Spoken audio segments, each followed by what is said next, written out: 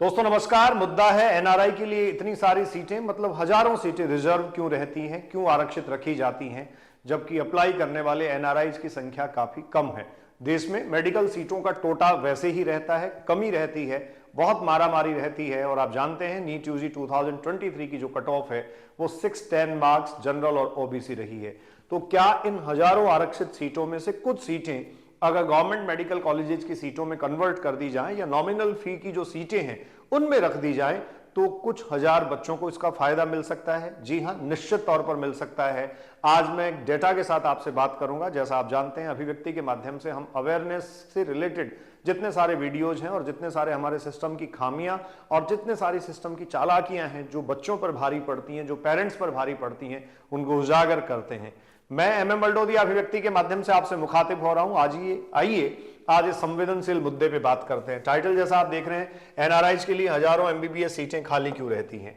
देखो बच्चों, इस टॉपिक पे जाने से पहले दो काम की बातें मैं आपको बताना चाहूंगा।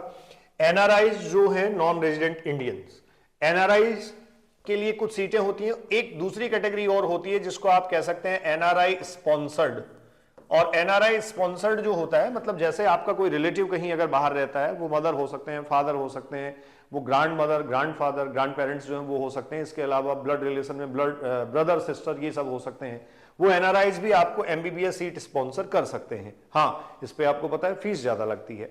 अब आप ये कहेंगे सबसे पहले मुझे कि सर इसमें हमें क्या फायदा है, हम इसे क्यों जाने। तो आप ये तथ्य जानिए कि टोटल कितनी सीटें एनआरआई के लिए रिजर्व रहती हैं और कितने एनआरआई हर साल अप्लाई करते हैं और फाइनली इन सीटों का क्या होता है। देश भर में अगर देखा जाए तो 1,07,000 से ज्यादा सीटें आपको पता है एमबीबीएस की हैं और उसमें 55,000 के आसपास, 55,000 के आसपास गवर्नमेंट मेडिकल कॉलेज की सीटें हैं, जीएमसीज की सीटें हैं जिसमें बच्चे एमबीबीएस करते हैं। स्टेट अथॉरिटीज का, ये स्टेट पॉलिसी का अपना एक रूल है। स्टेट पॉलिसी के अकॉर्डिंग स्टेट्स में 7% रिजर्वेशन रखा गया एनआरआईज के लिए, मतलब एनआरआईज के लिए 7% सीटें रिजर्व रखी जानी चाहिए। और इसके अलावा कुछ सीटों को और इसमें ऐड किया गया है। अर्थात अगर आप देखेंगे तो आप देखेंगे कि कुछ स्टेट्स में नए खुलने वाले मेडिकल कॉलेजेस में 15% रिजर्वेशन एक तरीके से एनआरआईज के लिए रखा जाता है। मतलब टोटल अगर 100 सीटें किसी कॉलेज को आवंटित की जाती हैं तो उनमें से 15 सीटें एनआरआईज के लिए रिजर्व रखी जाती हैं। हर एक जगह के लोकल, मतलब हमारे आसपास के जो सरकारी कॉलेजेस हैं उनमें आपको ये देखने को मिल सकता है। इनपे फीस काफी ज्यादा होती है। अगर पहले साल में बात करूं तो फीस जनरली आप कहेंगे 20 से 25 लाख रुपए होती है।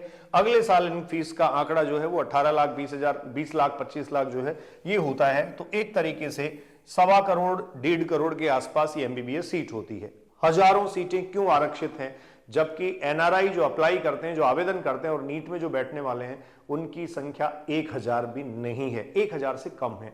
सैकड़ों एनआरआई अप्लाई करते हैं, हजारों सीटें रिजर्व रखी गई है। आइए आगे पड़ताल करते हैं। तो मैंने आपको बता दिया है, इस हिसाब से आप आकलन कर सकते हैं कि 55,000 गवर्नमेंट मेडिकल कॉलेज की सीटें हैं, प्राइवेट मेडिकल कॉलेज की सीटें भी लगभग इतनी ही हैं। कितनी सीटें एनआरआईज के लिए रिजर्व रहती होंगी या रखी जाती होंगी। अगली स्लाइड पे आते हैं।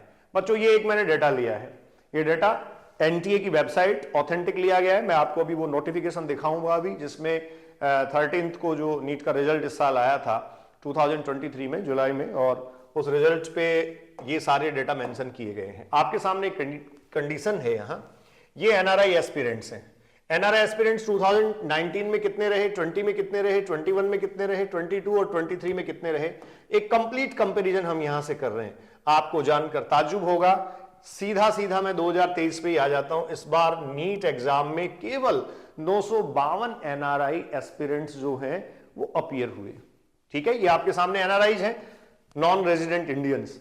2019 में 1884 थे, 2020 में 1869 हो गए, 2021 में 1054 थे, 2022 में 910 थे और अब 952। इसका मतलब कोविड के बाद लगातार एनआरआईज की संख्या घटी है।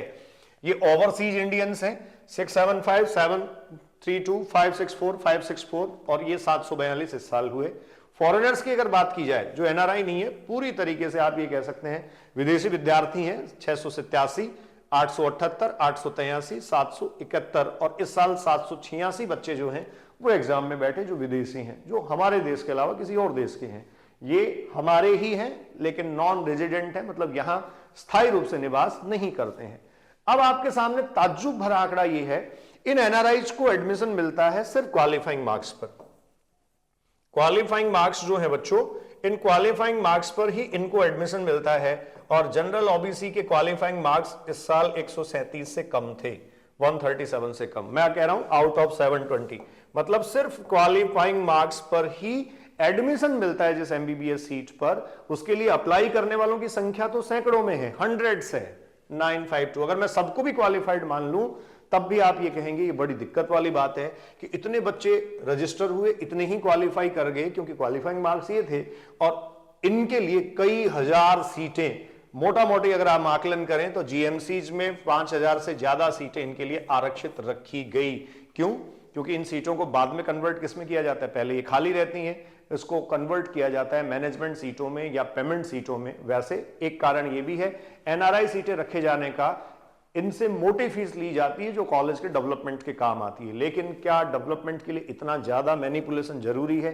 क्या बहुत सारी गवर्नमेंट सीट्स जो हैं वो आम विद्यार्थियों के लिए, सामान्य विद्यार्थियों के लिए नहीं खोली जा सकती? आइए आपको एक अलग डेटा पे लिए चलता हूं जो एनटीए की वेबसाइट का है, और वहां से आपको एक अंदाज लगेगा कितनी गफलतें हैं। हाँ जी स्टूडेंट्स, तो ये देखिए, नेशनल टेस्टिंग एजेंसी ने 13 जून 2023 को रिजल्ट डिक्लेयर किया था, और ये जो रिजल्ट है नीट का 2023 का डिक्लेयर हुआ था, इसी से डेटा लिए गए हैं। और आपको मैं सीधे ले चलता हूं वहीं एनआरआई वाले डेटा पे।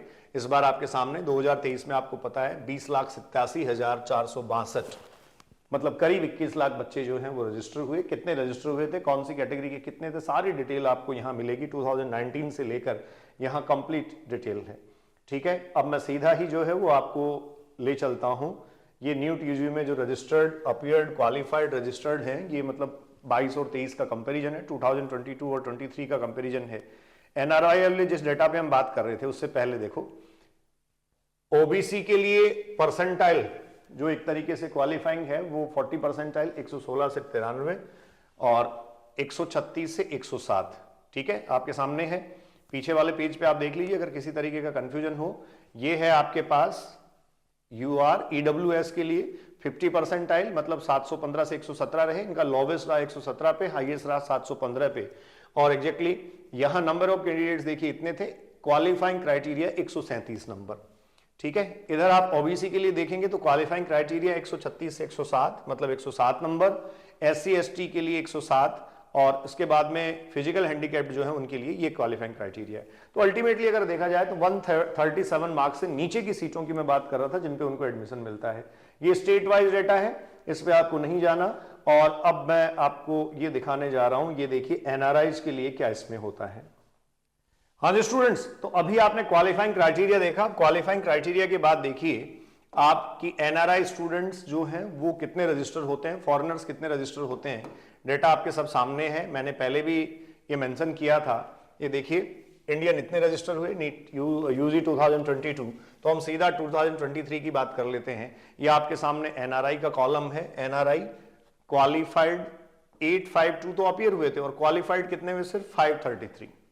533 बच्चे क्वालिफाइड हुए, और इन 533 बच्चों के लिए आप ये देख रहे हैं कि गवर्नमेंट में या गवर्नमेंट मेडिकल कॉलेज में करीब 5000 सीटें जो है वो रखी जा रही हैं। अपने आप में वास्तव में ये दुर्भाग्यपूर्ण तो है, क्योंकि इस कारण से बहुत सारे बच्चे गवर्नमेंट की जो जनरल सीट्स हैं उनको लेने से वंचित रह जाते हैं। सरकार को, सरकारी कॉलेजेस को, यूनिवर्सिटीज को और स्टेट्स को अगर अपने मेडिकल कॉलेजेस का वेलफेयर करना है, उनका ग्रोथ एंड डेवलपमेंट उनको मेंटेन करना है, इंफ्रास्ट्रक्चर बढ़ाना है, तो डेफिनेटली फंड्स बढ़ाने होंगे। क्यों इनके बलबूते इस पैसे की उम्मीद की जाती है? खैर, इनसे उम्मीद करना बुरी बात नहीं है, लेकिन हमारे आम विद्यार्थी, साधारण विद्यार्थी बहुत सारे पिछड़ जाते हैं। तो आपके हिस्से की कई सारी सीटें कुछ एनआरआई खा जाते हैं, और कुछ एनआरआई के बदले ये सीटें स्टेट कोटा में, मैनेजमेंट कोटा में चली जाती हैं, और वो भारी पैसों में, बड़े पैसों में बिकती है। यही है एमबीबीएस की हकीकत। जुड़े रहिए अभिव्यक्ति के माध्यम से। एमएम बलडोदिया मैं आपसे मुखातिब हो रहा था। ऑथेंटिक अपडेट्स के लिए आप अपने चैनल को सब्सक्राइब भी करें, लोगों के साथ शेयर करें, और अपना प्यार मोहब्बत यूं ही लुटाते रहिए। डेटा, तथ्य सब आपके सामने है, स्थिति आपके सामने है। यहां से आप देख लीजिएगा और पता कर लीजिएगा आपकी सीटें किसे दी जा रही हैं। Enjoy your life, be safe, thank you.